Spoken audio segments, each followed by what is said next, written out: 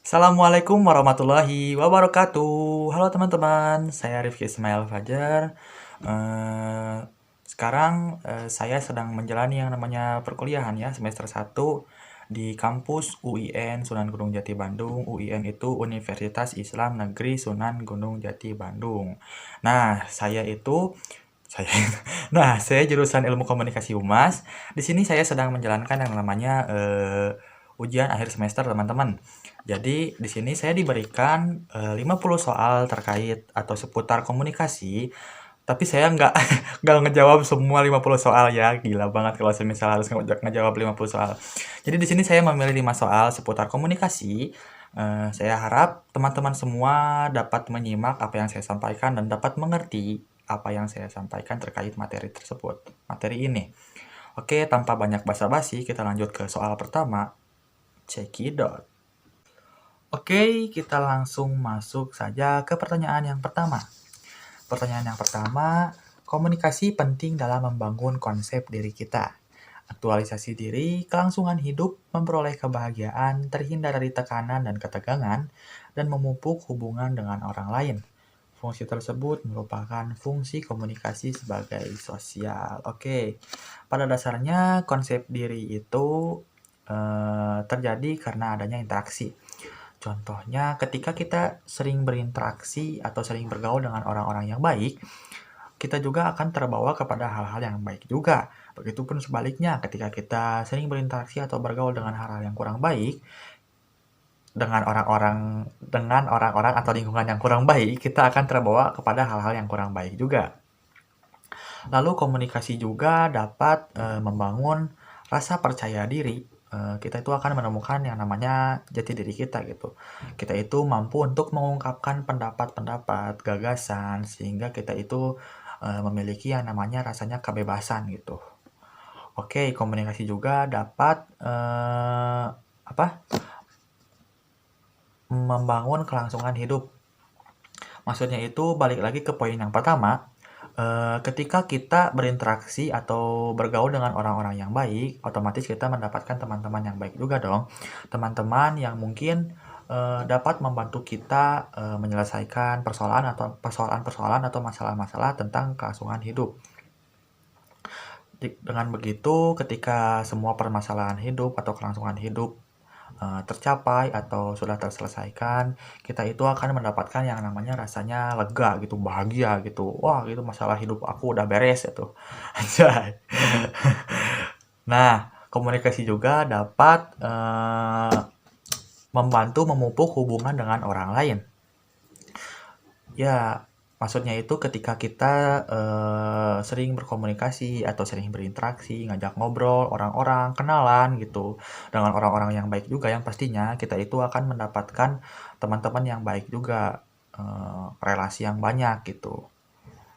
Jadi kita itu gampang loh kayak mau kemana-mana gitu. Makanya tadi disebutkan bahwasannya komunikasi dapat memperoleh kebahagiaan itu, kelangsungan hidup juga ketika kita memiliki teman-teman yang sedia siap untuk membantu, atau mungkin teman-teman yang ketika kita beres kuliah itu memiliki lowongan kerja atau apa-apa, atau ayahnya seorang apa, atau memiliki latar belakangnya sebagai apa, kita itu jadi enak loh, kita banyak yang ngebantuin, banyak yang nge-backup gitu. Mungkin itu ya intinya. Selanjutnya kita lanjut ke pertanyaan yang kedua. Pertanyaan yang kedua, saat perkuliahan, komunikasi yang terjadi berfungsi untuk memberikan edukasi pada mahasiswa. Oke, ini benar ya, bahwasannya komunikasi yang terjadi pada saat perkuliahan itu berfungsi untuk memberikan edukasi kepada mahasiswa. Komunikasi ini bisa disebut sebagai komunikasi edukatif, bahwa komunikasi edukatif yang bertujuan untuk memberikan pengetahuan atau wawasan terhadap apa yang disampaikannya gitu. Contohnya ketika saat perkuliahan berlangsung, seorang dosen yang berperan sebagai komunikator akan memberikan materi-materi yang akan dibawakannya kepada mahasiswa-mahasiswa yang berperan sebagai komunikan, yang bertujuan untuk kita itu mengedukasi gitu. Pembelajaran itu bertujuan untuk mengedukasi, memberikan pengetahuan memberikan pengetahuan seputar materi yang disampaikan. Nah, makanya ketika sedang ketika ada kegiatan perkuliahan itu, komunikasi yang terjadi itu komunikasi yang bertujuan untuk mengedukasi atau bisa disebut sebagai komunikasi edukatif. Oke, lanjut ke pertanyaan yang ketiga. Pertanyaan yang ketiga, stand up comedy merupakan bentuk komunikasi yang berfungsi untuk menghibur. Oke, benar ya. Setelah saya cari-cari di internet bahwasannya stand up comedy merupakan seni untuk ngelawak atau menghibur. Jadi di mana si pembawa stand up comedy berperan sebagai pelaku komunikator dan kita penonton berperan sebagai komunikan. Nah, diadakannya aktivitas komunikasi stand up comedy tersebut bertujuan untuk menghibur. Dengan begitu, stand up comedy dapat dikatakan sebagai komunikasi yang bertujuan untuk menghibur karena terdapat aktivitas komunikasi baik aktivitas verbal maupun nonverbal yang dibawakan oleh pembawa stand up comedy tersebut dengan tujuan untuk menghibur dan mempengaruhi orang lain gitu, mempengaruhi penonton. Selanjutnya kita masuk ke pertanyaan nomor 4. Lambang pada dasarnya tidak mempunyai makna. Kitalah yang memberi makna pada lambang. Maka komunikasi pada prinsip ini termasuk pada suatu proses simbolik. Ya, benar. Bahwasannya pada dasarnya lambang itu tidak memiliki makna. Kita yang memberikan makna pada lambang tersebut. Dan disepakati bahwasannya lambang tersebut itu benar-benar maknanya itu ini gitu, lambang ini maknanya ini gitu. Contohnya kayak misalnya ketika kalian diberikan suatu gambar, ada gambar sepeda motor terus dibuletin terus ada di silang gitu, gambar sepeda motornya tuh. Kalau saya sendiri mengira bahwasannya itu artinya itu dilarang parkir. Tapi bisa saja orang lain memaknainya berbeda dengan apa yang saya maknai gitu. Mungkin orang lain memberikan maknanya bahwasannya itu dilarang motor dilarang lewat gitu atau motor dilarang parkir ya. Itu nggak salah, itu benar. Nah, jadi maksudnya tuh itu guys. Jadi kita itu yang memberi makna kepada simbol tersebut lalu disepakati bersama. Kenapa disepakati bersama? Karena agar tidak timbul yang namanya kesalahpahaman gitu. Jadi saat kita ada simbol, jadi satu simbol itu tidak memiliki beberapa makna gitu. Jadi kita sepakati bahwa satu simbol itu hanya memiliki satu makna agar tidak terjadinya kesalahpahaman yang berbeda-beda pemahaman gitu. Oke, selanjutnya kita masuk ke pertanyaan yang terakhir, pertanyaan nomor 5. Pertanyaannya, tidak berarti bahwa semua perilaku adalah komunikasi. Namun, komunikasi terjadi bila seseorang memberi makna pada perilaku orang lain atau perilakunya sendiri.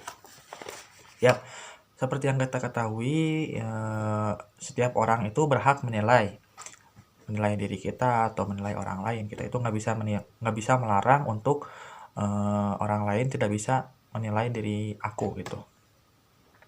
Jadi ketika orang lain tidak bermaksud untuk mengkomunikasikan sesuatu, lalu tiba-tiba ada orang lain yang memaknai orang tersebut gitu, tanpa dia sadari bahwasannya mereka itu sudah melakukan yang namanya proses komunikasi. Contohnya ketika saya sedang duduk di halte sendiri, duduk di halte berdua, saya dengan orang lain di sebelahnya gitu. Orang tersebut tiba-tiba batuk tanpa bermaksud untuk mengkomunikasikan sesuatu kepada saya. Dia itu batuk, lalu saya memaknainya bahwasannya dia itu sedang terkena penyakit batuk gitu. Lalu saya itu dengan cepat-cepat menghindar karena saya takut tertular. Nah, dengan begitu tanpa orang yang di sebelah saya sadari, dia itu sudah melakukan yang namanya proses komunikasi karena saya sudah memberikan makna kepada dia bahwasannya dia itu terkena penyakit batuk gitu. Jadi ketika ada seseorang yang tidak bermaksud untuk memberikan atau mengkomunikasikan sesuatu, tetapi ada orang lain yang malah memaknai gerak-gerik atau apa ya, gerak wajah atau perilakunya atau apa saja yang dia lakukan gitu, terus kita memaknainya, itu sudah termasuk yang namanya komunikasi gitu, karena sudah masuk kepada prinsip komunikasi gitu. Nah, oke teman-teman, mungkin itu saja 5 soal atau 5 pertanyaan-pertanyaan seputar komunikasi. Maaf jika sekiranya masih banyak kesalahan. Saya harap teman-teman semua sedikitnya mengerti tentang apa yang saya sampaikan. Jika teman-teman semua ada yang kurang mengerti, teman-teman boleh tambahkan di kolom chat atau kolom komentar. Insya Allah akan saya jawab pertanyaan-pertanyaan dari teman-teman semuanya. Oke, saya Rifki Ismail Fajar. Saya pamit undur diri. Assalamualaikum warahmatullahi wabarakatuh. Bye, makasih semuanya.